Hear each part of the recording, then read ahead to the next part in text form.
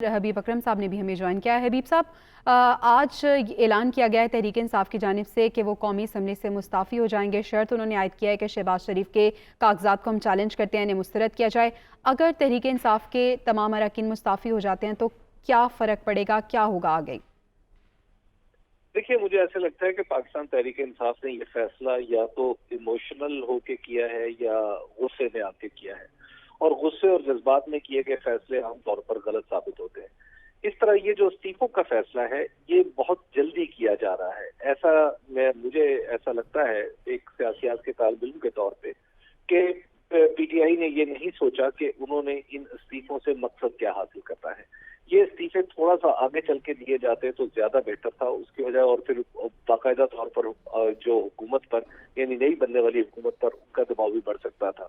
उसकी वजह यह है कि अभी तो आप देखिए कि किस तरह उन्होंने खुद एक उनकी पार्लियामेंट में होते हुए ये जो उन्होंने कागजात अपने जमा करवाए शाह महमूद कुरैशी के, और उसका फायदा उठाया कि वो एक्सपोज कर सके कि जो शहबाज शरीफ साहब के कागजात हैं और उनकी वजारत उज़्मा है, दरअसल वो किस बुनियाद में खड़ी हुई है कि खुद उनके खिलाफ मनी लॉन्ड्रिंग का एक केस भी ज़ेर समाअत है और उनके ऊपर फर्द जुर्म आयद होने वाली है।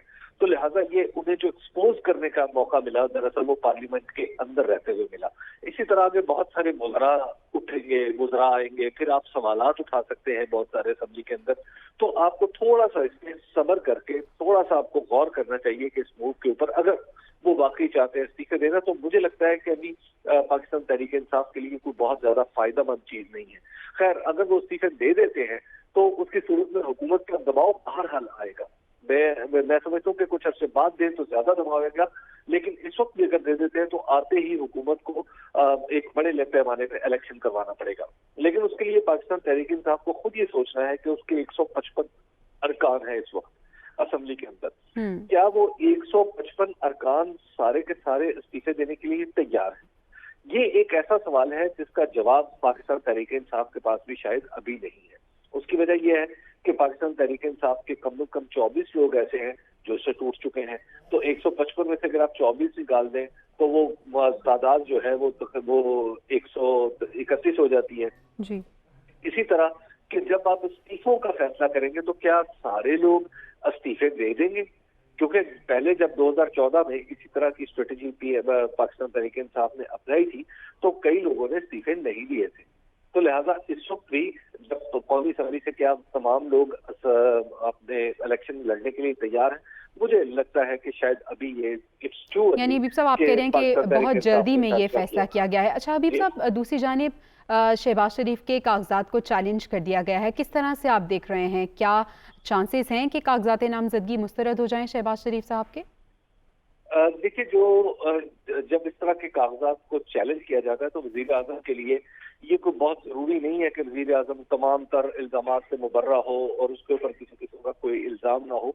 पाकिस्तानी सियासत के अंदर इस तरह की चीजें चलती रहती हैं, लेकिन और फिर हमारे दस्तूर में और कानून में भी ऐसी कोई शक नहीं है कि ऐसा शख्स जिसको फर्द जुर्म आयद होने वाली हो या जो अंडर ट्रायल हो तो उसको वजीर आजम बनने से रोका जा सके।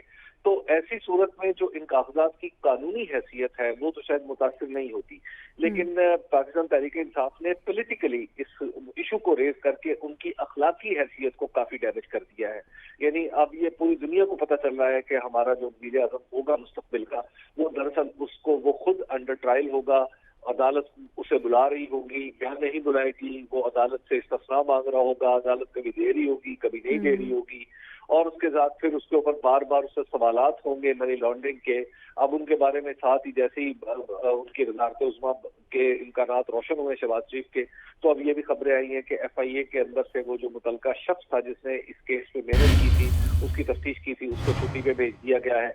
तो लिहाजा अब ये जो खुद मामला है एक्चुअली इस हर मामले के हर कदम पे, इस मामले के हर कदम पे आपको एक नया स्कैंडल, एक नई सुर्खी, एक नई मीडिया हाइप जो है वो नजर आएगी। और कानूनी हैसियत नहीं तो अखलाकी हैसियत ये जरूर इससे डैमेज होगी।